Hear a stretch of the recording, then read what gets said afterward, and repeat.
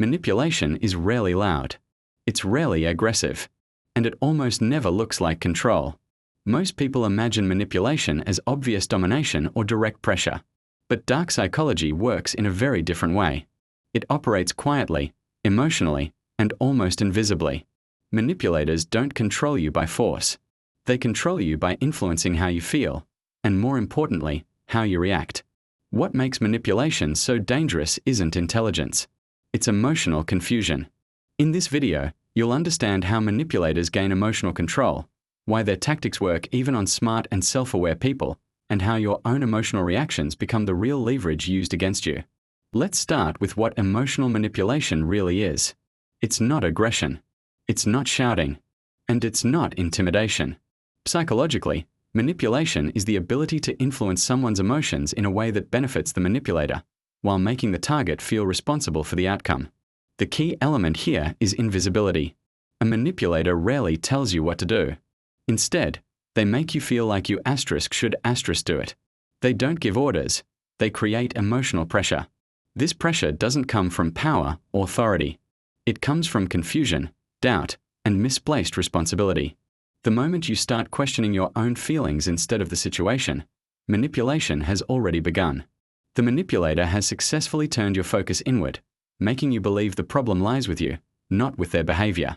This subtle shift is where they gain their initial foothold, and it's the foundation for everything that follows. The strongest weapon in a manipulator's arsenal is emotional confusion. They rarely attack you directly. Instead, they destabilize your emotional clarity. They mix their signals. They'll contradict themselves.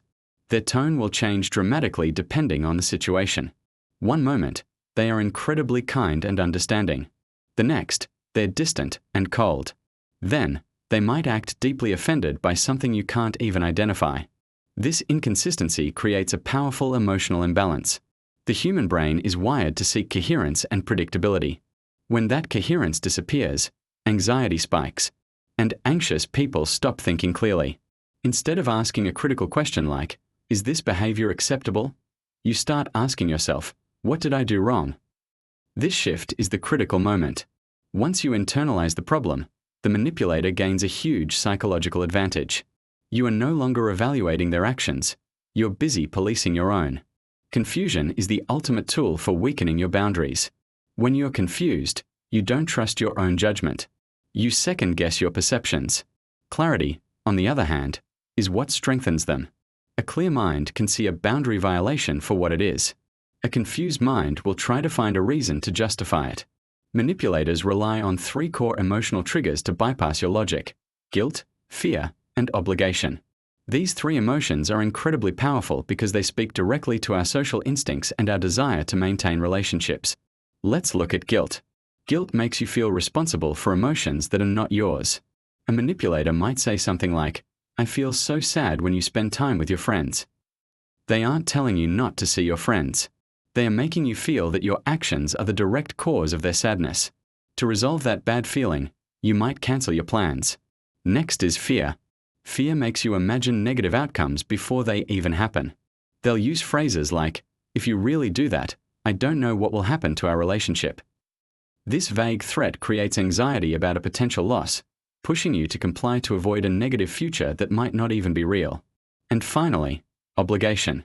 Obligation makes you feel indebted without any actual agreement. They might do you a small, unsolicited favor and later say, "After everything I've done for you, you can't do this one thing for me." This creates a sense of debt that you never agreed to, pressuring you to sacrifice your own needs and boundaries. Manipulators don't need to argue with you logically. They just need to trigger one of these emotions. Once triggered, your reactions do the rest of the work. You find yourself over-explaining your choices. You start apologizing for things that aren't your fault. You overextend yourself to please them. And each one of these reactions gives the manipulator more information and more leverage for the next time. One of the most misunderstood aspects of manipulation is authority. We often think that people who control others must have some kind of power, status, money, or a high position.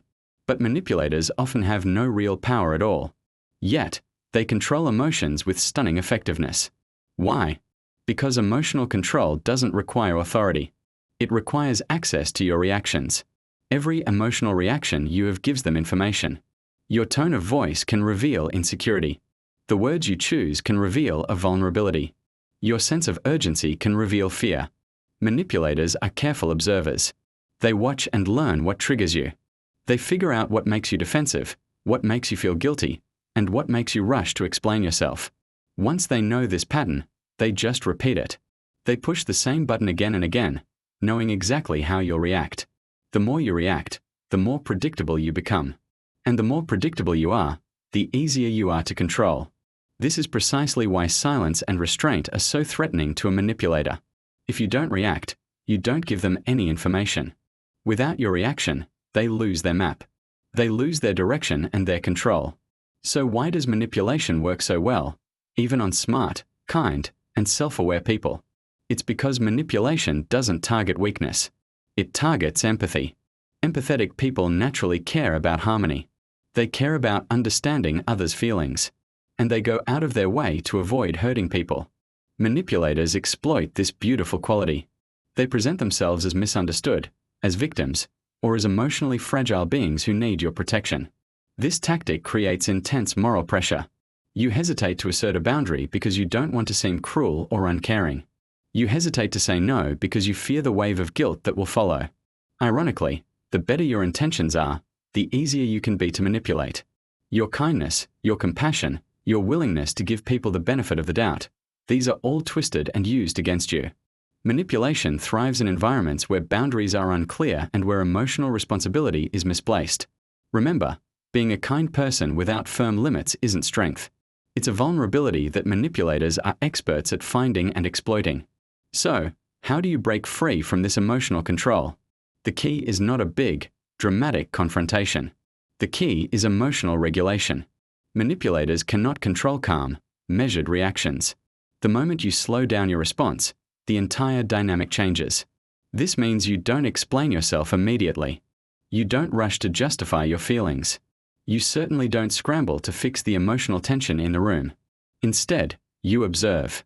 You allow for silence. You learn to sit with the discomfort. When a manipulator makes a provocative statement, instead of instantly defending yourself, you can pause and say something neutral like, "I'll have to think about that." Or you can simply say nothing at all. This simple act removes the emotional fuel that their tactics depend on. Without your immediate reaction, the manipulation collapses. The silence makes their intentions suddenly visible. The lack of emotional chaos allows your boundaries to become clear again. Manipulators depend entirely on emotional momentum. They need your quick, predictable reaction to keep their game going. When that momentum stops, their control disappears. In the end, manipulators don't truly control your emotions. They control your reactions to your emotions. They don't need power over you. They just need access to your responses. The moment you regain clarity and control over how you react, manipulation loses its grip. Control your reactions, and no one can control you. That is the true psychology behind emotional manipulation. Thank you so much for watching. If this video helped you, please consider liking and subscribing for more content on psychology and personal growth. Stay safe and take care.